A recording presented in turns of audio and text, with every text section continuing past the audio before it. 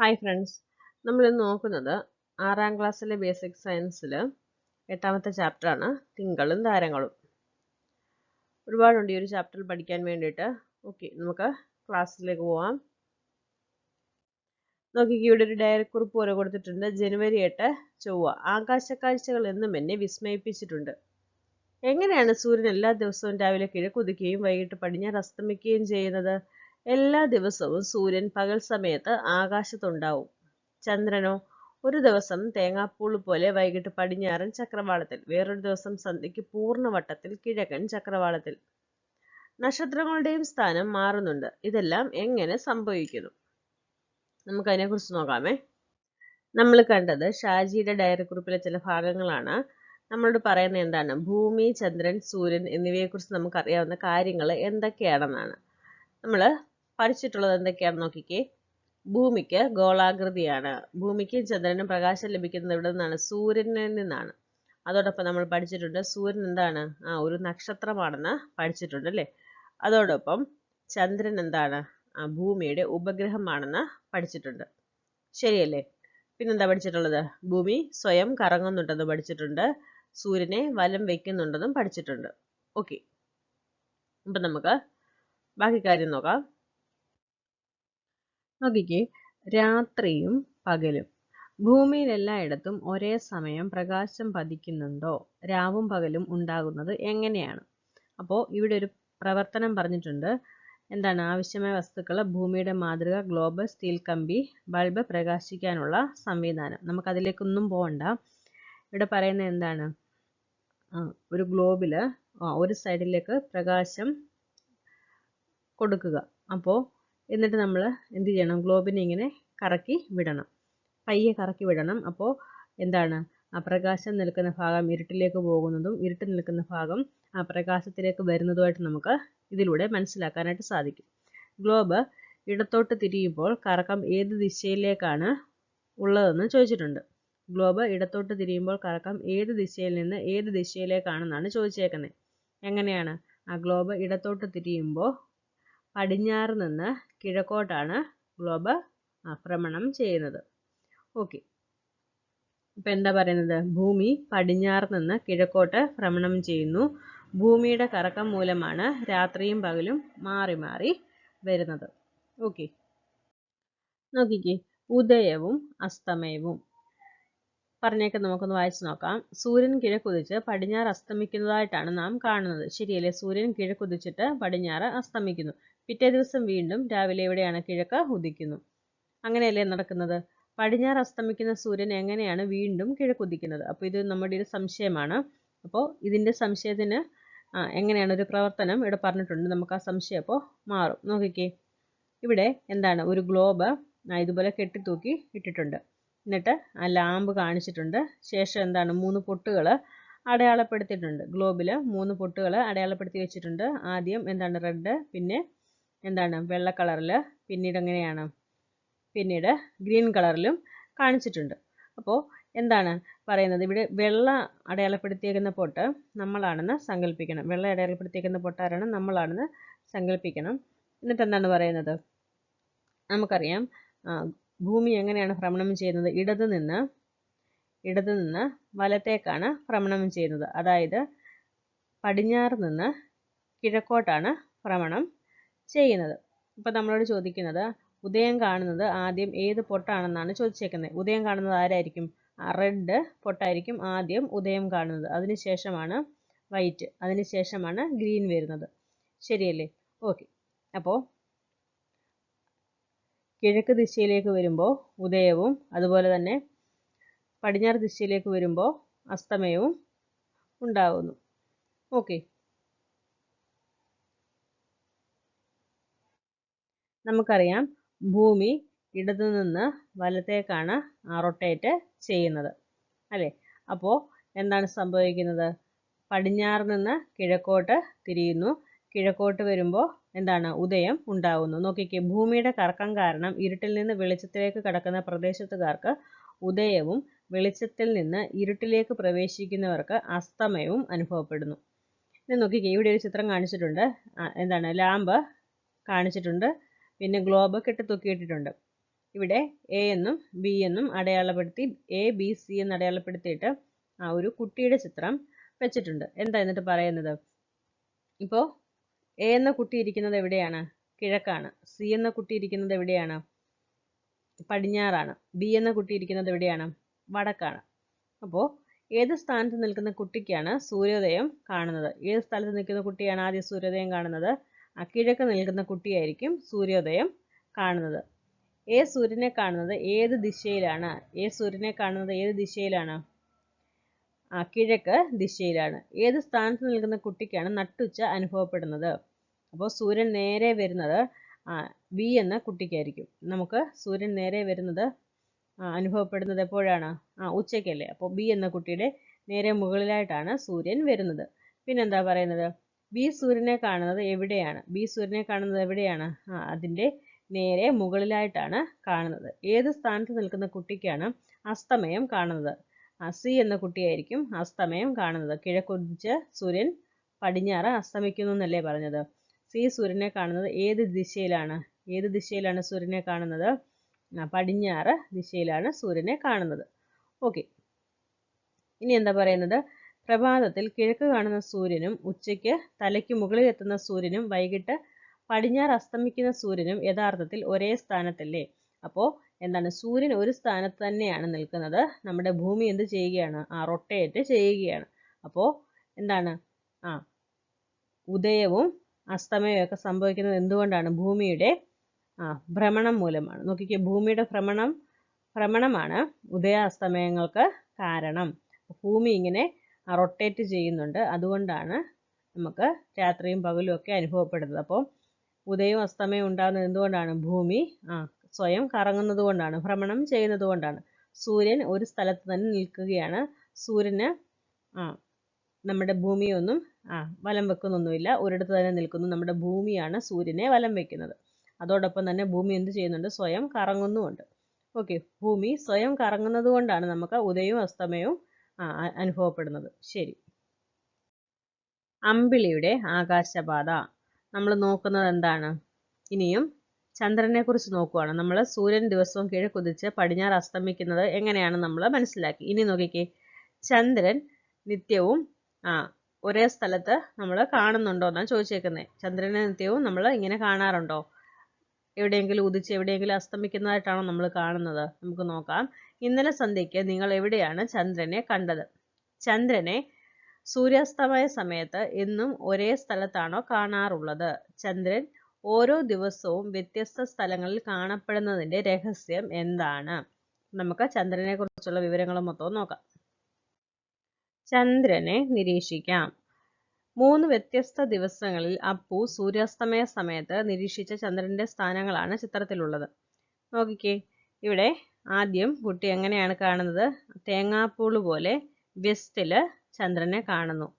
അതിനുശേഷം കുട്ടിയുടെ നേരെ മുകളിൽ നോർത്തിലായിട്ട്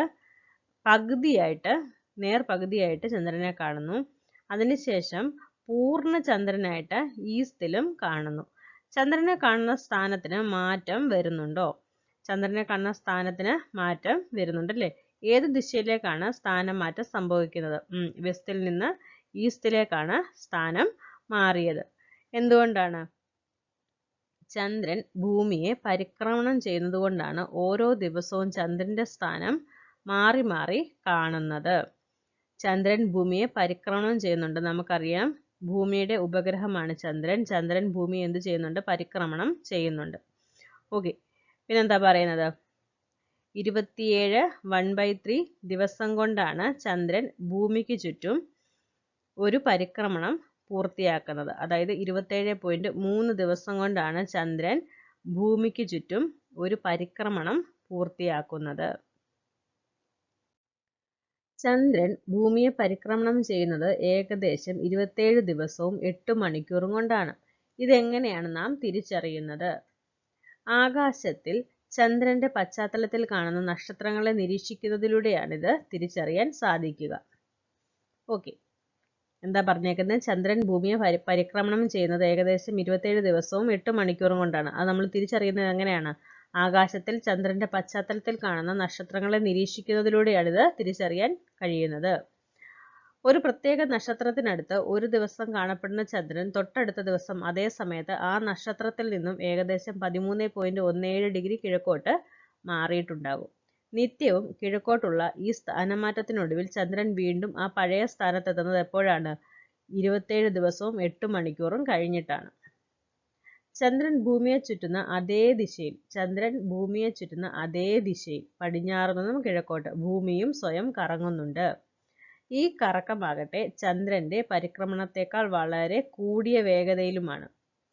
അതിനാൽ ചന്ദ്രൻ നക്ഷത്ര പശ്ചാത്തലത്തിൽ കിഴക്കോട്ട് സ്ഥാനം മാറുമ്പോഴും നിത്യവും ഉദിക്കുകയും അസ്തമിക്കുകയും കൂടി ചെയ്യുന്നു. ഭൂമിയുടെ കിഴക്കോട്ടുള്ള കറക്കം നിമിത്തം ചന്ദ്രൻ കിഴക്കൻ ചക്രവാളത്തിൽ നിന്ന് ഉയർന്നു വരുന്നതാണ് ഉദയം. ഇത് സംഭവിക്കുന്നത് എന്നും ഒരേ സമയത്താവില്ല. പൗർണമി ദിവസം സൂര്യാസ്തമയത്തോടെയാവും ചന്ദ്രൻ ഉദിക്കുക. ഏകദേശം സൂര്യോദയത്തോടൊപ്പം അസ്തമിക്കുകയും ചെയ്യും. പിന്നീട് ഓരോ ദിവസവും ചന്ദ്രന്റെ ഉദയവും അസ്തമയവും ഏകദേശം 53 മിനിറ്റ് വീതം വൈകുന്നു. അടുത്ത പൗർണമി ദിവസം വീണ്ടും ചന്ദ്രൻ സൂര്യാസ്തമയത്തോടെ ഉദിക്കുന്നു. ചന്ദ്രന്റെ ഉദയാസ്തമയങ്ങൾ കാണിച്ചിട്ടുണ്ട്. നോക്കിക്കേ, ചന്ദ്രന്റെ അവസ്ഥ. അമാവാസി ചന്ദ്രനായിരിക്കുമ്പോൾ ഉദിക്കുന്നത് എപ്പോഴാണ്? സൂര്യോദയത്തോടൊപ്പമാണ്. അസ്തമിക്കുന്നത് സൂര്യാസ്തമയത്തോടൊപ്പമാണ്. ആദ്യ അർദ്ധചന്ദ്രൻ ഉദിക്കുന്നത് ഉച്ച സമയത്തും അസ്തമിക്കുന്നത് പാതിരാത്രിയിലും. പൗർണമി ചന്ദ്രൻ ഉദിക്കുന്നത് സൂര്യാസ്തമയത്തോടൊപ്പവും അസ്തമിക്കുന്നത് സൂര്യോദയത്തോടൊപ്പവുമാണ്. രണ്ടാം അർദ്ധചന്ദ്രൻ ഉദിക്കുന്നത് പാതിരാത്രിയിലാണ്, അസ്തമിക്കുന്നത് ഉച്ച സമയത്താണ്. പൗർണമി ദിവസം നാം കാണുന്നത് യഥാർത്ഥത്തിൽ ചന്ദ്രന്റെ പകുതി ഭാഗമാണ്. അർദ്ധചന്ദ്രനെ കാണുന്ന ദിവസമാകട്ടെ നാം കാണുന്നത് ചന്ദ്രന്റെ കാൽഭാഗം മാത്രവും. ചന്ദ്രന് ഗോളാകൃതി ആയതിനാൽ അതിന്റെ ഒരു പകുതിയിൽ മാത്രമേ സൂര്യപ്രകാശം പതിക്കുകയുള്ളൂ. ചന്ദ്രനിൽ സൂര്യപ്രകാശം പതിക്കുന്ന ഭാഗം പൂർണ്ണമായും ഭൂമിക്ക് അഭിമുഖമായി വരുന്നതാണല്ലോ പൗർണമി. അതിനർത്ഥം പൗർണമി ദിവസം നാം കാണുന്നത് അർദ്ധചന്ദ്രനെയാണ്, അതായത് പകുതിയായിട്ടാണ് നമ്മൾ കാണുന്നത്. എന്നാൽ നമ്മുടെ കണ്ണിന്റെ ത്രിമാന കാഴ്ചയുടെ പരിമിതി കാരണമാണ് പൗർണമി ചന്ദ്രനെ നാം വൃത്താകൃതിയിൽ കാണുന്നത്. അമാവാസി ചന്ദ്രൻ രാവിലെ സൂര്യനോടൊപ്പം ഉദിച്ച് ഉച്ചയ്ക്ക് നമ്മുടെ ഉച്ചിയിലെത്തി സന്ധ്യയ്ക്ക് സൂര്യനോടൊപ്പം അസ്തമിക്കുന്നു. അമാവാസി ചന്ദ്രൻ, അതായത് അന്ന് ചന്ദ്രൻ പകൽ സമയത്തായിരിക്കും നമ്മുടെ ആകാശത്ത് ഉണ്ടാവുക. ഈ ദിവസം സൂര്യനും ഭൂമിക്കുമിടയിൽ ചന്ദ്രൻ ഏകദേശ നേർരേഖയിലായതിനാൽ ചന്ദ്രനിൽ വീഴുന്ന സൂര്യപ്രകാശമെല്ലാം നിലാവായി പ്രതിപതിക്കുക സൂര്യന്റെ ദിശയിലേക്ക് തന്നെയാവും. സൂര്യപ്രകാശം പതിക്കാത്ത ചന്ദ്രന്റെ ഇരുണ്ട ഭാഗമായിരിക്കും അന്ന് ഭൂമിക്ക് അഭിമുഖമായി വരിക. അതുകൊണ്ടാണ് അമാവാസി ദിവസം നാം ചന്ദ്രനെ കാണാത്തത്. പൗർണമി ദിവസമാകട്ടെ ഭൂമി ഇടയിലും സൂര്യനും ചന്ദ്രനും ഇരുവശങ്ങളിലുമായി വരുന്നു. അതിനാൽ ചന്ദ്രനിൽ സൂര്യപ്രകാശം പതിക്കുന്ന ഭാഗം പൂർണ്ണമായും ഭൂമിക്ക് അഭിമുഖമായി വരുന്നു. അമ്പിളിക്കലയുടെ പൊരുൾ. ചന്ദ്രനെ നിരീക്ഷിച്ചപ്പോൾ മറ്റെന്തെങ്കിലും പ്രത്യേകതകൾ ശ്രദ്ധിച്ചോ? ഓരോ ദിവസവും സ്ഥാനം മാറുന്നതിനോടൊപ്പം ചന്ദ്രന്റെ ആകൃതിയും മാറുന്നതായി കാണുന്നില്ലേ? ചിലപ്പോൾ തേങ്ങാപ്പൂള് പോലെയും ചിലപ്പോൾ പപ്പടവട്ടത്തിലും ചന്ദ്രനെ കാണാറുണ്ടല്ലോ. എന്തുകൊണ്ടാണിത്? അപ്പോൾ ഒരു പരീക്ഷണം പറഞ്ഞിട്ടുണ്ട്, നമുക്കത് നോക്കാം. നോക്കിക്കേ, ഇവിടെ എന്താണ്? 5 ചിരിക്കുന്ന പന്തുകൾ എടുക്കണം. എന്നിട്ട് എന്ത് ചെയ്യണം? സ്റ്റൂള് വെച്ച് ചിത്രത്തിൽ കാണിച്ചിട്ടുള്ളതുപോലെ ഗ്ലാസ് വെച്ചിട്ട് പന്തുകൾ ഇങ്ങനെ അറേഞ്ച് ചെയ്യണം. അപ്പോൾ ചിരിക്കുന്ന മുഖഭാഗം എവിടെ വരണം? വൃത്തത്തിന്റെ കേന്ദ്രത്തിലേക്ക് വരുന്ന വിധം വേണം അത് വെക്കാനായിട്ട്. അതിനുശേഷം പടിഞ്ഞാറ് ദിക്കിലായിട്ട് എമർജൻസി കത്തിച്ചു വെക്കണം. അപ്പോൾ എന്താണ് സംഭവിക്കുന്നതെന്ന് ചോദിച്ചേക്കുന്നത്. ഏത് സ്ഥാനത്ത് വെച്ച പന്തിലാണ് ചിരിക്കുന്ന മുഖഭാഗത്ത് പൂർണ്ണമായും പ്രകാശം പതിക്കുന്നത്? അപ്പോൾ 5ാമതിരിക്കുന്ന പന്താണല്ലേ. 5ാമതിരിക്കുന്ന പന്താണ് അതിൻ്റെ ചിരിക്കുന്ന മുഖഭാവം, അതായത് ആ വെട്ടം വരുന്ന ദിക്കിലേക്കാണ് ഇരിക്കുന്നത് അല്ലേ. അതിന് അഭിമുഖമായിട്ടിരിക്കുന്നത് കൊണ്ട് അവിടേക്കാണ് പൂർണ്ണമായിട്ടും പ്രകാശം പതിക്കുന്നത്. അതുപോലെ തന്നെ ചിരിക്കുന്ന മുഖഭാഗത്ത് പ്രകാശം ഒട്ടും പതിക്കാത്തത് ഏത് സ്ഥാനത്ത് വെച്ച പന്തിലാണ്? അതേതാണ്? 1ാമതിരിക്കുന്ന പന്താണ് അല്ലേ. അപ്പോൾ അതിൻ്റെ ചിരിക്കുന്ന മുഖം എന്താണ്? എതിർ ദിശയിലായിട്ടാണ് വരുന്നത്. ഓക്കെ. ചിരിക്കുന്ന മുഖഭാഗത്ത് പകുതി പ്രകാശം വീഴുന്നത് ഏത് സ്ഥാനത്ത് വെച്ച പന്തിലാണ്? ഏതാണ്? മൂന്നാമത്തെ സ്ഥാനത്തിരിക്കുന്ന പന്തിലാണ് പകുതി പ്രകാശം കിട്ടുന്നത്. അത് നേരെയല്ലേ ഇരിക്കുന്നത്, അപ്പോൾ അതിൻ്റെ പ്രകാശം പകുതി സ്ഥാനത്ത് മാത്രമേ അടിക്കുന്നുള്ളൂ.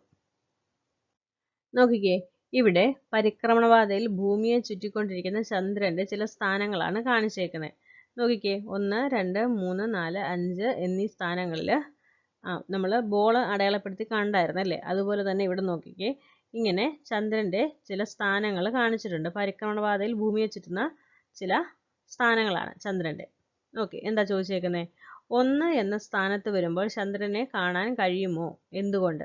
അപ്പോൾ നമുക്ക് ചന്ദ്രനെ കാണാൻ കഴിയുമോ? ഇല്ല. അത് കണ്ടോ, 1 പറയുന്നത് കണ്ടോ, ഇരുണ്ടാണ് ഇരിക്കുന്നത്. എന്തുകൊണ്ടാണ്? ചന്ദ്രന്റെ ഇരുണ്ട ഭാഗം ഭൂമിക്ക് അഭിമുഖമായി വരുന്നതിനാൽ ചന്ദ്രനെ കാണാൻ കഴിയില്ല. അപ്പോൾ പ്രകാശം ഇങ്ങോട്ടടിക്കുമ്പോൾ എന്താണ്? അതിൻ്റെ പ്രകാശം പതിക്കുന്ന ഭാഗം ഓപ്പോസിറ്റ് സൈഡിലാണ് വരുന്നത് അല്ലേ?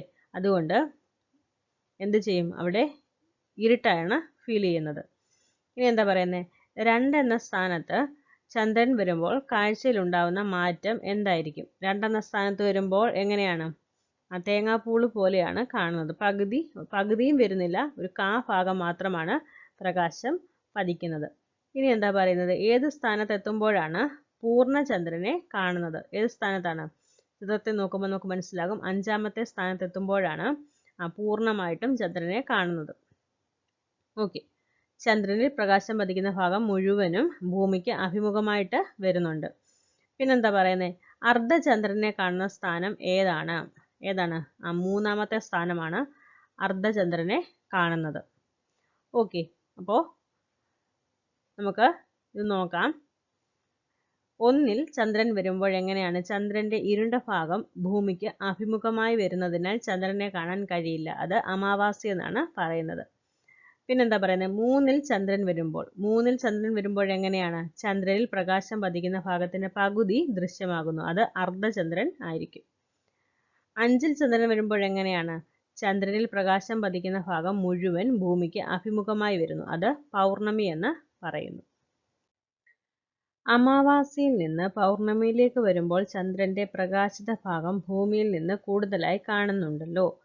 പൗർണമിയിൽ നിന്ന് അമാവാസിയിലേക്ക് വരുമ്പോഴോ? ഇവിടെ നോക്കിക്കേ, ഇവിടെ അമാവാസി കാണിച്ചിട്ടുണ്ടല്ലേ? അമാവാസിയിൽ നിന്ന് പൗർണമിയിലേക്ക് വരുമ്പോൾ എന്താണ്? പ്രകാശിത ഭാഗം കൂടുതലാണ്. എന്നാൽ ഇവിടെ നോക്കിക്കേ, പൗർണമിയിൽ നിന്ന് അമാവാസിയിലേക്ക് വരുമ്പോൾ എങ്ങനെയാണ്? പ്രകാശിത ഭാഗം കുറഞ്ഞു വരുന്നതായിട്ട് നമുക്ക് കാണാൻ സാധിക്കും. കണ്ടോ, കുറഞ്ഞു വരുന്നതായിട്ട് നമുക്ക് കാണാനായിട്ട് സാധിക്കും. ഓക്കെ, അപ്പോൾ നേരത്തെ ചെയ്ത പരീക്ഷണത്തിൽ മാറ്റം വരുത്തി ഇത് ചെയ്യാനാണ് പറഞ്ഞേക്കുന്നത്. നമുക്കതിപ്പോൾ നോക്കണ്ട, എന്താണെന്ന് വെച്ചാൽ അതിൻ്റെ ഓപ്പോസിറ്റായിട്ട് തന്നെ ഇവിടെ സംഭവിക്കുന്നുണ്ട്. ഓക്കെ, പരിക്രമണ പാതയിൽ ചന്ദ്രന്റെ പ്രകാശിത ഭാഗവും നിഴൽ ഭാഗവും ഭൂമിയിൽ നിന്ന് കാണുന്നതിൻ്റെ വ്യത്യാസങ്ങൾ മൂലമാണ് വൃദ്ധിക്ഷയങ്ങൾ ഉണ്ടാവുന്നത്. നോക്കിക്കേ, അമാവാസിയിൽ നിന്ന് പൗർണമിയിലേക്ക് വരുമ്പോൾ ചന്ദ്രന്റെ പ്രകാശിത ഭാഗം എങ്ങനെയാണ്? കൂടുതലായിട്ടാണ് കാണുന്നത്. അതിനെയാണ് വൃദ്ധി എന്ന് പറയുന്നത്. അമാവാസിയിൽ നിന്ന് പൗർണമിയിലേക്ക് വരുമ്പോൾ ചന്ദ്രന്റെ പ്രകാശിത ഭാഗം കൂടുതലായി കാണുന്നതാണ് വൃദ്ധി. പൗർണമിയിൽ നിന്ന് അമാവാസിയിലേക്ക് വരുമ്പോൾ ചന്ദ്രന്റെ പ്രകാശിത ഭാഗം ഭൂമിയിൽ നിന്ന് കാണുന്നത് കുറഞ്ഞു വരുന്നതായാണ്. അപ്പോൾ അത് എങ്ങനെ അറിയപ്പെടുന്നത്? അതാണ് ക്ഷയം. ഓക്കെ, നോക്കിക്കേ, ചന്ദ്രന്റെ ഭ്രമണ സവിശേഷത. ഭൂമി ഭ്രമണം ചെയ്യുന്നുണ്ടെന്ന് നമ്മൾ മനസ്സിലാക്കി. അതുപോലെ ചന്ദ്രനും ഭ്രമണം ചെയ്യുന്നുണ്ടോ എന്ന് നമുക്കറിയണം. ഇവിടെ എന്താണ്? ഇവിടെ ഒരു പ്രവർത്തനം പറഞ്ഞിട്ടുണ്ട്. നമുക്ക് പ്രവർത്തനത്തിലേക്ക് ഒന്നും പോകണ്ട, എന്നാലും മനസ്സിലാക്കി വെക്കുക. എന്താണ്? ഈ ചിത്രത്തിൽ കാണിച്ചേക്കുന്ന പോലെ ഇങ്ങനെ ഗ്ലോബ് അറേഞ്ച് ചെയ്ത് വെക്കണം. എന്നിട്ട് ഒരു സ്മൈലി ബോൾ ചന്ദ്രനായിട്ട് സങ്കല്പിച്ച് ഭൂമിക്ക് അഭിമുഖമായിട്ട് വെക്കണം. ആ സ്മൈലി ഭാഗം എന്ത് ചെയ്യണം? ഭൂമിക്ക് അഭിമുഖമായിട്ട് വെച്ചിട്ട് ഇത് റൊട്ടേറ്റ് ചെയ്ത് നോക്കണം. നമുക്കറിയാം എന്താണ്? ഭൂമിയെ ചന്ദ്രൻ പരിക്രമണം ചെയ്യുന്നുണ്ടെന്ന് നമുക്കറിയാം. അപ്പോൾ നമുക്ക് എന്താണ് മനസ്സിലാക്കേണ്ടത്? ഭ്രമണം ചെയ്യുന്നുണ്ടോ എന്ന് കണ്ടുപിടിക്കണം. ഓക്കെ, നോക്കിക്കേ, ചന്ദ്രൻ പരിക്രമണം ചെയ്യുന്നുണ്ട്. അപ്പോൾ ഭ്രമണം ചെയ്യുന്നുണ്ടെന്ന് അറിയാനുള്ള ഒരു പ്രവർത്തനം ഇവിടെ പറഞ്ഞിട്ടുണ്ട്. നമുക്കതൊന്ന് വായിച്ച് നോക്കാമേ. നോക്കിക്കേ, മുമ്പ് ചെയ്ത പ്രവർത്തനത്തിൻ്റെ ബാക്കിയായിട്ടാണ്. നോക്കിക്കേ, റീപ്പറിൽ വെച്ച പന്തിന് സമാനമായി മറ്റൊരു പന്ത് മേശപ്പുറത്ത് ഗ്ലാസ്സിന് മുകളിൽ വെക്കുക. ഇവിടെ ചിത്രത്തിൽ കാണിച്ചേക്കുന്നത് പോലെ ചെയ്യണം. റീപ്പറിലെ പന്തിൻ്റെയും ഗ്ലാസ്സിന് മുകളിൽ വെച്ച പന്തിൻ്റെയും ചിരിക്കുന്ന മുഖങ്ങൾ ഒരേ ദിക്കിലായിരിക്കണം. നമ്മൾ കഴിഞ്ഞ ചിത്രം കണ്ടില്ലേ? അപ്പോൾ അതിൻ്റെ ബാക്കിയായിട്ടാണ് ഗ്ലാസ്സിൽ ഇതുപോലെ ചിരിക്കുന്ന ഒരു പന്ത് വെക്കണം. ഓക്കെ, ഇനി ചന്ദ്രൻ്റെ പരിക്രമണപാതയിൽ ഭാഗം കറക്കുക. ഇപ്പോൾ ചന്ദ്രൻ്റെ മുഖം ഏത് ദിക്കിലേക്കാണ് തിരിഞ്ഞിരിക്കുന്നത്? അതേ ദിക്കിലേക്ക് ഗ്ലാസ്സിന് മുകളിൽ വെച്ച പന്തിൻ്റെ സ്ഥാനം മാറാതെ തിരിക്കുക. ചന്ദ്രനെ വീണ്ടും ഭാഗം വീതം കറക്കുക. ഗ്ലാസ്സിന് മുകളിലെ പന്തും ചന്ദ്രൻ്റെ പരിക്രമണത്തിൽ ദിശ മാറുന്നതിനനുസരിച്ച് തിരിക്കുക. ചന്ദ്രൻ്റെ ഒരു പരിക്രമണം പൂർത്തിയാകുമ്പോൾ ഗ്ലാസ്സിന് മുകളിലെ പന്ത് ഒരു ഭ്രമണം പൂർത്തിയാകുന്നുണ്ട്. അപ്പോൾ നമുക്കറിയാം എന്താണ് ഒരു പരിക്രമണം പൂർത്തിയാകാൻ എത്ര ദിവസം വേണമെന്നാണ് നമ്മൾ പഠിച്ചത്? 27.1/3 അല്ലേ? അപ്പോൾ ചന്ദ്രൻ്റെ ഒരു പരിക്രമണം പൂർത്തിയാകുമ്പോൾ ഗ്ലാസ്സിന് മുകളിലിരിക്കുന്ന പന്ത് ഒരു ഭ്രമണം പൂർത്തിയാകുന്നുണ്ട്. അപ്പം നമുക്ക് മനസ്സിലാക്കാൻ പറ്റിയ കാര്യം എന്താണ്? ചന്ദ്രൻ പരിക്രമണം ചെയ്യുന്നതോടൊപ്പം എന്ത് ചെയ്യുന്നുണ്ട്? ഭ്രമണവും ചെയ്യുന്നുണ്ട്. അപ്പോൾ ഒരു പരിക്രമണം പൂർത്തിയാക്കുമ്പോൾ എന്ത് ചെയ്യുന്നുണ്ട്? ഒരു ഭ്രമണവും പൂർത്തിയാക്കുന്നുണ്ട്. ഓക്കെ, നോക്കിക്കേ, ഈ ചിത്രത്തിൽ കാണിച്ചേക്കുന്നത് പോലെയാണ് അറേഞ്ച് ചെയ്യേണ്ടത്. 4 സ്ഥാനങ്ങൾ നമ്മൾ അതിൽ അറേഞ്ച് ചെയ്ത ശേഷം എന്ത് ചെയ്യണം? ഗ്ലാസ്സിന് മുകളിലിരിക്കുന്ന സ്മൈലി ബോൾ ആ സ്ഥാനങ്ങളിൽ എത്തുമ്പോൾ നമ്മൾ ഭാഗം വെച്ച് തിരിക്കണം. ഓക്കെ, നോക്കിക്കേ, ഇവിടെ ചന്ദ്രൻ 27.1/3 ദിവസം എടുത്താണ് ഭൂമിയെ ഒരു തവണ പരിക്രമണം ചെയ്യുന്നത്. നമ്മൾ ഓൾറെഡി പറഞ്ഞ കാര്യമാണ്. അതേ സമയം എടുത്താണ് ഒരു തവണ ഭ്രമണവും പൂർത്തിയാക്കുന്നത്. അതുകൊണ്ടാണ് ചന്ദ്രൻ്റെ ഒരു മുഖം മാത്രം എപ്പോഴും ഭൂമിക്ക് അഭിമുഖമായി വരുന്നത്. ഓക്കെ, അപ്പോൾ എന്താണ്? ചന്ദ്രൻ പരിക്രമണം ചെയ്യുന്ന അതേ സമയം തന്നെ എടുത്താണ് ഭ്രമണവും പൂർത്തിയാക്കുന്നത്. അതുകൊണ്ട് നമ്മൾ എപ്പോഴും ഭൂമിയിൽ നിന്ന് നോക്കുമ്പോൾ ചന്ദ്രൻ്റെ ഒരു മുഖം മാത്രമാണ് നമുക്ക് എപ്പോഴും കാണാനായിട്ട് സാധിക്കുന്നത്. അത് എന്തുകൊണ്ടാണ്? പരിക്രമണവും ഭ്രമണവും ഒരേപോലെ ചെയ്യുന്നത് കൊണ്ടാണ്. ഓക്കെ, ചാന്ദ്രമാസം. ചന്ദ്രൻ ഭൂമിയെ ചുറ്റുന്നതും സ്വന്തം അക്ഷത്തിൽ കറങ്ങുന്നതും 27.1/3 ദിവസം എടുത്തുകൊണ്ടാണ്. അതേസമയം ചന്ദ്രൻ ഒരു കല ആവർത്തിക്കാൻ എത്ര ദിവസം എടുക്കുന്നുണ്ട്? 14 ദിവസം അല്ലെങ്കിൽ 15 ദിവസം കഴിയണം. മറ്റൊരു വിധത്തിൽ പറഞ്ഞാൽ അടുത്തടുത്ത 2 വാവുകൾക്കിടയിലുള്ള സമയം എന്ന് പറയുന്നത് എത്രയാണ്? 14 ദിവസം അല്ലെങ്കിൽ 15 ദിവസമാണ്. അതായത് ഭൂമിയെ പൂർണ്ണമായി ഒരു പ്രാവശ്യം വലം വയ്ക്കാൻ ചന്ദ്രന് 29 ദിവസം എടുക്കുന്നുണ്ടെന്ന് അർത്ഥമാക്കുന്നുണ്ട്. ഭ്രമണപഥത്തിലൂടെ ഭൂമിയും സഞ്ചരിച്ചു കൊണ്ടിരിക്കുന്നതിനാൽ ഒരു പ്രാവശ്യം അതിനെ വലം വയ്ക്കാൻ ചന്ദ്രന് കുറച്ച് കൂടുതൽ ദൂരം സഞ്ചരിക്കേണ്ടി വരുന്നതിനാലാണ് ഈ സമയവ്യത്യാസം ഉണ്ടാകുന്നത്.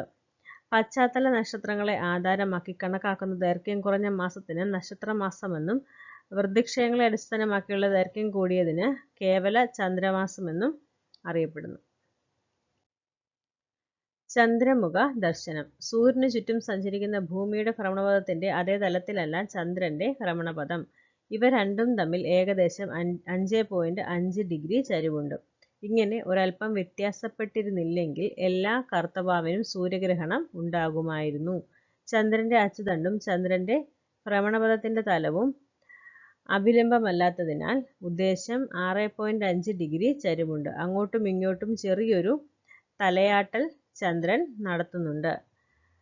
തെക്കും വടക്കുമായി കുറച്ച് ഭാഗങ്ങൾ കൂടി ഈ ആട്ടം കാരണം നമുക്ക് ചിലപ്പോഴൊക്കെ കാണാൻ സാധിക്കും. ഇതുപോലെ ഭ്രമണപഥത്തിലൂടെ സഞ്ചാരത്തിന്റെ വേഗത്തിൽ വരുന്ന ഏറ്റക്കുറവുകൾക്കനുസരിച്ച് കിഴക്ക് പടിഞ്ഞാറായും കുറച്ച് ഭാഗം ഇടയ്ക്കിടെ നമുക്ക് കാണാം. സ്ഥിരമായി ഒരേ വശം മാത്രം നമുക്ക് അഭിമുഖമായി വരുന്നതിനാൽ ചന്ദ്രന്റെ 50% മാത്രമേ കാണാൻ കഴിയുകയുള്ളൂ എന്ന് പറയുന്നത് ശരിയല്ല എന്ന് ഇതിൽ നിന്ന് വ്യക്തം. കൃത്യമായി പറഞ്ഞാൽ ചന്ദ്ര ഉപരിതലത്തിന്റെ 59% പലപ്പോഴേ കാണാൻ നമുക്ക് കഴിയുന്നുണ്ട്. മാനത്തെ ചങ്ങാതിമാർ. രാത്രി മാനത്ത് നോക്കുമ്പോൾ ചന്ദ്രനെ മാത്രമാണോ കാണുന്നത്? നമ്മൾ രാത്രിയിൽ ആകാശത്ത് നോക്കുമ്പോൾ എന്തൊക്കെ കാണാറുണ്ട്? നമ്മൾ നക്ഷത്രങ്ങളെ കാണാറുണ്ട് അല്ലേ? നോക്കിക്കേ, തെളിഞ്ഞ ആകാശമുള്ള രാത്രികളിൽ നക്ഷത്രങ്ങളെ നോക്കിയിരിക്കാൻ എന്ത് രസമാണ്. എല്ലാം ഒരേ നിറമാണോ? എന്തെല്ലാം നിറങ്ങളിലാണ് നക്ഷത്രങ്ങളെ കാണുന്നത്? തിളക്കം കുറഞ്ഞ നക്ഷത്രങ്ങളും തിളക്കം കൂടിയ നക്ഷത്രങ്ങളും കാണാറില്ലേ? ഒരേ സമയം ആകാശത്ത് എത്ര നക്ഷത്രങ്ങളെ എണ്ണാനാകും? ഓക്കെ, എത്ര നക്ഷത്രങ്ങൾ? നല്ല ഇരുട്ടുള്ള സ്ഥലത്തു നിന്ന് നിരീക്ഷിച്ചാൽ ഒരേ സമയം ഏകദേശം 3000 നക്ഷത്രങ്ങൾ കാണാം. ഭൂമിയുടെ ഭ്രമണം മൂലം നക്ഷത്രങ്ങൾ ഉദിക്കുകയും അസ്തമിക്കുകയും ചെയ്യുന്നു. അതിനാൽ ഒരു രാത്രി മുഴുവൻ നിരീക്ഷിച്ചാൽ ഏതാണ്ട് 6000 നക്ഷത്രങ്ങൾ കാണാനാകും. ഒരു ദൂരദർശിനി ഉപയോഗിച്ച് നിരീക്ഷിച്ചാൽ ലക്ഷക്കണക്കിന് നക്ഷത്രങ്ങളെ കാണാം. അനേകം കോടി നക്ഷത്രങ്ങൾ ഈ പ്രപഞ്ചത്തിലുണ്ട്. ഓക്കെ, നക്ഷത്രങ്ങളുടെ നിറം. നക്ഷത്രങ്ങളുടെ താപനിലയിലുള്ള വ്യത്യാസമാണ് നിറവ്യത്യാസത്തിന് കാരണം. താപനില ഏറ്റവും കുറഞ്ഞവ ചുവപ്പ് നിറത്തിലാണ് കാണുന്നത്. ഉദാഹരണം തിരുവാതിര. ഇത് എക്സാമിനൊക്കെ ചോദിച്ചിട്ടുണ്ട്. താപനില കൂടിയവ നീല നിറത്തിൽ കാണപ്പെടുന്നു. ഉദാഹരണം റീഗൽ. താപനിലയ്ക്കനുസരിച്ച് ഓറഞ്ച്, മഞ്ഞ, പച്ച, ഇളം നീല എന്നീ നിറങ്ങളുള്ള നക്ഷത്രങ്ങളുമുണ്ട്. ഉപരിതല താപനില 6000 കെൽവിനുള്ള സൂര്യൻ ഒരു മഞ്ഞ നക്ഷത്രമാണ്. നമ്മുടെ ഗാലക്സിയായ ആകാശഗംഗയിൽ 10,000 കോടിയിലധികം നക്ഷത്രങ്ങളുണ്ട്. ബഹിരാകാശ ടെലസ്കോപ്പുകൾ 10,000 കോടിയിലധികം ഗാലക്സികളെ ഇതിനകം കണ്ടെത്തിയിട്ടുണ്ട്. നക്ഷത്രങ്ങളുടെ ആകൃതി. ഇവിടെ നോക്കിക്കേ, ഇവിടെ എന്താണ് വിവിധ ആകൃതിയിലുള്ള നക്ഷത്രങ്ങളുടെ ചിത്രം കാണിച്ചിട്ടുണ്ട്. നമുക്കൊന്ന് വായിച്ചു നോക്കാമേ. സൂര്യനും ചന്ദ്രനും നക്ഷത്രങ്ങളുമെല്ലാം ആകാശഗോളങ്ങളാണല്ലോ. പൂർണ്ണചന്ദ്രനെ നാം ഏത് ആകൃതിയിലാണ് വരയ്ക്കാറുള്ളത്? നമ്മൾ പൂർണ്ണചന്ദ്രനെ എങ്ങനെയാണ് വരയ്ക്കാറുള്ളത്? വൃത്താകൃതിയിലാണ് വരയ്ക്കാറുള്ളത് അല്ലേ? അപ്പോൾ സൂര്യനെയും നക്ഷത്രങ്ങളെയും അതേ ആകൃതിയിൽ തന്നെയല്ലേ വരയ്ക്കേണ്ടത്? പക്ഷെ നമ്മളുടെ കണ്ണിൽ എങ്ങനെയാണ് ഇതുപോലെ ശാഖകൾ ഉള്ളതായിട്ട് നമുക്ക് തോന്നും അല്ലേ? അതുകൊണ്ടാണ് നമ്മൾ നക്ഷത്രങ്ങളെ അങ്ങനെ വരയ്ക്കുന്നത്. നമ്മൾ സൂര്യനെ വരയ്ക്കുന്നതും എങ്ങനെയാണ്? ഈ നക്ഷത്രം പോലെ തന്നെയാണ് നമ്മൾ സൂര്യനെയും വരയ്ക്കാറുള്ളത്. നോക്കിക്കേ, സ്വയം പ്രകാശിക്കുന്ന ആകാശഗോളങ്ങളാണ് നക്ഷത്രങ്ങൾ. നക്ഷത്രങ്ങളിൽ നിന്ന് നേർരേഖയിൽ വരുന്ന പ്രകാശം അന്തരീക്ഷത്തിന്റെ വിവിധ പാളികളിലൂടെ കടന്നു പോകുമ്പോൾ നിരന്തരമായി ദിശാമാറ്റത്തിന് വിധേയമാകുന്നു. അതുകൊണ്ടാണ് നക്ഷത്രങ്ങൾ മിന്നുന്നതായി തോന്നുന്നത്. താരങ്ങൾ മിന്നുന്നതെന്തുകൊണ്ട്? വായുമണ്ഡലത്തിലെ വിവിധ പാളികളിലൂടെ പ്രകാശരശ്മികൾ കടന്നു പോകുമ്പോൾ ഈ പാളികളുടെ സാന്ദ്രതകളിലുള്ള വ്യത്യാസം മൂലം രശ്മികൾ അങ്ങോട്ടും ഇങ്ങോട്ടും ഒടിയുന്നു, അഥവാ ആവർത്തന വിധേയമാകുന്നു. ഇതാണ് നക്ഷത്രങ്ങൾ മിന്നുന്നതായി തോന്നാൻ കാരണം. നക്ഷത്രങ്ങൾ മിന്നുന്നതായി തോന്നാൻ കാരണം എന്താണ്? അപവർത്തനമാണ്. നക്ഷത്രങ്ങൾ മിന്നുന്നതായി തോന്നാൻ കാരണം അപവർത്തനമാണ്. അന്തരീക്ഷം എത്ര കണ്ട് നിശ്ചലമാകുന്നു അത്ര കണ്ട് നക്ഷത്രങ്ങളുടെ മിന്നലും കുറയും. ചക്രവാളത്തോടടുക്കും തോറും രശ്മികൾക്ക് കൂടുതൽ ദൂരം വായുവിലൂടെ സഞ്ചരിക്കേണ്ടി വരുന്നു. അതിനാൽ താരങ്ങളുടെ മിന്നലും കൂടും. സൂര്യനിൽ നിന്നും ചന്ദ്രനിൽ നിന്നും ഗ്രഹങ്ങളിൽ നിന്നുമൊക്കെ വരുന്ന രശ്മികൾക്കും അപവർത്തനം സംഭവിക്കാറുണ്ട്. എന്നാൽ അവയെ താരതമ്യേന നക്ഷത്രങ്ങളെക്കാൾ വലുതായാണ് നാം കാണുന്നത്. അതിനാൽ അവയുടെ മിന്നൽ തിരിച്ചറിയാൻ കഴിയുന്നില്ല. നക്ഷത്രങ്ങളെ നാം കാണുന്നത് 1 ഡിഗ്രിയുടെ 3,60,000 കുറഞ്ഞ വലുപ്പത്തിലുമാണ്. സൂര്യനും ചന്ദ്രനും ആകട്ടെ ഏതാണ്ട് 1/2 ഡിഗ്രി വലുതായും ശുക്രനെ 1 ഡിഗ്രിയുടെ 60 വരെ വലുതായും കാണുന്നു. നക്ഷത്രങ്ങളുടെ വലുപ്പം. ഭൂമിയുടെ ഏറ്റവും അടുത്തുള്ള നക്ഷത്രം ഏതാണ്? സൂര്യനെ നാം എത്ര വലുപ്പത്തിലാണ് കാണുന്നത്? സൂര്യന് ഭൂമിയേക്കാൾ വലുപ്പമുണ്ടോ? നമുക്കത് മനസ്സിലാക്കാൻ എന്തോ ചെയ്യണം? ഈ ചിത്രത്തിലേക്ക് നോക്കണം. നോക്കിക്കേ, ഇവിടെ കണ്ടോ, സൂര്യനെ കാണിച്ചിട്ടുണ്ട്. കണ്ടോ, കത്തി ജ്വലിച്ച് നിൽക്കുകയാണ് നമ്മുടെ സൂര്യൻ. ഭൂമി നോക്കിക്കേ, ഒരു പൊട്ടുപോലെയാണ് നമുക്ക് കാണാനായിട്ട് സാധിക്കുന്നത്. അപ്പോൾ സൂര്യൻ എന്ന് പറയുന്നത് എന്താണ്? ഒരു നക്ഷത്രമാണ്. നമ്മുടെ ഭൂമിയേക്കാളും എത്രയോ മടങ്ങ് വലുതാണ് സൂര്യൻ. 12 ലക്ഷം ഭൂമികളെ ഉൾക്കൊള്ളാൻ വലിപ്പമുള്ള നക്ഷത്രമാണ് സൂര്യൻ. 12 ലക്ഷം. അപ്പോൾ എത്രത്തോളം വലുതാണ് നമ്മുടെ സൂര്യൻ? നമ്മുടെ സൂര്യൻ ഇത്ര വലുതോ? സൂര്യനേക്കാൾ വലിയ നക്ഷത്രങ്ങൾ ഉണ്ടോ? അപ്പോൾ ഒരു കുട്ടി ചോദിച്ചേക്കാണ്, നമ്മുടെ സൂര്യൻ വളരെ വലുതാണ് അല്ലേ? നമ്മുടെ ഭൂമിയെ അപേക്ഷിച്ച് നോക്കിയാൽ വളരെ വലുതാണ് സൂര്യൻ. അപ്പോൾ സൂര്യനേക്കാളും വലിയ നക്ഷത്രങ്ങൾ ഉണ്ടോ എന്ന് ഒരു കുട്ടി ചോദിച്ചേക്കുവാണ്. നോക്കിക്കേ, ഇവിടെ തിരുവാതിര നക്ഷത്രത്തിന്റെയും സൂര്യന്റെയും വലിപ്പം താരതമ്യം ചെയ്യുന്ന ചിത്രവാ കാണിച്ചേക്കുന്നേ. നോക്കിക്കേ, സൂര്യൻ എത്ര ചെറുതാ അല്ലേ? സൂര്യൻ എത്ര ചെറുതാണ്. അപ്പോ തിരുവാതിര നക്ഷത്രം എത്ര വലുതാണ്. കണ്ടോ, ചുമന്ന കളറിലാണ് തിരുവാതിര നക്ഷത്രം. എത്രത്തോളം വലുതാണ്. അപ്പോൾ സൂര്യനേക്കാളും വലിയ നക്ഷത്രങ്ങൾ ഉണ്ട്. നമുക്ക് സങ്കല്പിക്കാൻ കഴിയാത്തത്ര വലുതാണ് നക്ഷത്രങ്ങൾ. എന്നിട്ടും നക്ഷത്രങ്ങൾ നമ്മൾ ചെറുതായിട്ട് കാണുന്നത് എന്തുകൊണ്ടാണ്? ഇത്ര വലിയ നക്ഷത്രങ്ങളായിട്ടും നക്ഷത്രങ്ങളെ നമ്മൾ ചെറുതായിട്ട് കാണുന്നത് എന്തുകൊണ്ടാണ്? നമുക്കറിയാം, നമ്മൾ ആകാശത്തിലൂടെ പറക്കുന്ന വിമാനം കണ്ടിട്ടുണ്ട്. വിമാനത്തിൽ ധാരാളം ആളുകൾ യാത്ര ചെയ്യാറുണ്ട് അല്ലേ? നമ്മൾ നേരിട്ട് വിമാനം കണ്ടിട്ടുണ്ട്. അത്ര വലിയ വിമാനം നമ്മൾ ആകാശത്തിലൂടെ പോകുമ്പോൾ നമുക്ക് ചെറുതായിട്ടല്ലേ തോന്നുന്നത്? ഏതാനും കിലോമീറ്ററുകൾ ഉയരത്തിൽ പറക്കുമ്പോൾ തന്നെ വിമാനം ചെറുതായിട്ടാണ് നമുക്ക് തോന്നുന്നത്. അപ്പോൾ കോടിക്കണക്കിന് കിലോമീറ്റർ അകലെയുള്ള നക്ഷത്രങ്ങൾ നമുക്ക് ചെറുതായിട്ട് തോന്നുന്നത് അത്രത്തോളം അകലെ ആയതുകൊണ്ടാണ് അല്ലേ? കോടിക്കണക്കിന് കിലോമീറ്റർ അകലെയാണ് നക്ഷത്രങ്ങൾ നമ്മൾ കാണുന്നത്. അതുകൊണ്ടാണത് ചെറുതായിട്ട് തോന്നുന്നത്. ഇനിയിട്ട് പറയുന്നത് എന്താണ്? അമേരിക്കയിൽ നിന്ന് ഒരാൾ ഫോൺ ചെയ്താൽ ഇന്നത്തെ സംവിധാനം ഉപയോഗിച്ച് നമുക്ക് അതേ സെക്കൻഡിൽ കേൾക്കാനാകും. എന്നാൽ കാണുന്ന നക്ഷത്രങ്ങളിൽ സൂര്യൻ കഴിഞ്ഞാൽ ഏറ്റവും അടുത്തുള്ള ആൽഫ സെന്റോറി എന്ന നക്ഷത്രത്തിൽ നിന്ന് ഫോൺ ചെയ്താൽ ആ ശബ്ദം ഭൂമിയിലെത്താൻ എത്ര സമയം വേണം? 4 വർഷത്തിലധികം വേണ്ടിവരും. അപ്പോൾ എന്താ ഇവിടെ പറയുന്നത്? സൂര്യൻ കഴിഞ്ഞാൽ ഏറ്റവും അടുത്തുള്ള നക്ഷത്രം ഏതാണ്? ആൽഫ സെന്റോറിയാണ്. ഓക്കെ, അപ്പോൾ അവിടെ നിന്ന് പറയുന്ന കാര്യങ്ങൾ ഇങ്ങെത്താൻ ഒരുപാട് വർഷങ്ങൾ എടുക്കുമെന്നാണ് പറയുന്നത്. നോക്കിക്കേ, നക്ഷത്രങ്ങളുടെ വലിപ്പം. സൂര്യനേക്കാൾ വലിയ നക്ഷത്രങ്ങളും ചെറിയവയും ഉണ്ട്. ചുവന്ന നക്ഷത്രങ്ങൾ പൊതുവെ അനേകായിരം സൂര്യന്മാരുടെ വലിപ്പമുള്ളവയാണ്. നമ്മൾ ചുവന്ന നക്ഷത്രമായ തിരുവാതിര കണ്ടായിരുന്നല്ലോ. നക്ഷത്ര പരിണാമത്തിലെ അരുണഭീമൻ എന്ന ഘട്ടത്തിലുള്ളവയാണവ. ഇനിയും പ്രകാശവർഷം നോക്കിക്കേ. നക്ഷത്രങ്ങളിലേക്കുള്ള ദൂരം കണക്കാക്കാൻ ഉപയോഗിക്കുന്ന യൂണിറ്റാണ് പ്രകാശവർഷം. അത് പരീക്ഷയ്ക്ക് ചോദിക്കുന്നതല്ലേ. നക്ഷത്രങ്ങളിലേക്കുള്ള ദൂരം കണക്കാക്കുന്നതാണ് പ്രകാശവർഷം. സെക്കൻഡിൽ 3 ലക്ഷം കിലോമീറ്റർ വേഗത്തിൽ സഞ്ചരിക്കുന്ന പ്രകാശം 1 വർഷം കൊണ്ട് സഞ്ചരിച്ചെത്തുന്ന ദൂരമാണ് ഒരു പ്രകാശവർഷം. 1400 കോടി പ്രകാശവർഷം അകലെയുള്ള ഗാലക്സികളെ വരെ നിരീക്ഷിക്കാൻ ഇന്ന് നമുക്ക് സാധിക്കുന്നു. ഫോൺ സന്ദേശങ്ങൾ വൈദ്യുതകാന്തിക തരംഗങ്ങളായതിനാൽ അവയുടെ വേഗത പ്രകാശ വേഗതയ്ക്ക് തുല്യമാണ്.